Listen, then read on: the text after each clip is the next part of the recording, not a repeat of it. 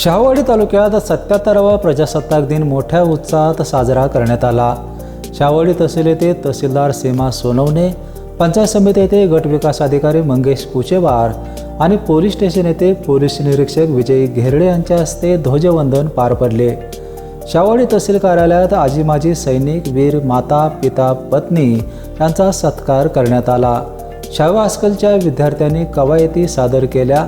विद्यार्थ्यांनी महामानवांच्या वेशभूषा देखील साकारल्या होत्या। यावेळी नायब तहसीलदार प्रदीप जाधव, वनाधिकारी उज्ज्वला मगदूम, उपअभियंता पूजा शेळके, कृषी अधिकारी नीलम चाकणे, पुरवठा अधिकारी भारती भोसले, महसूल सहाय्यक अधिकारी विश्वास डोंगरे आदी मान्यवर उपस्थित होते।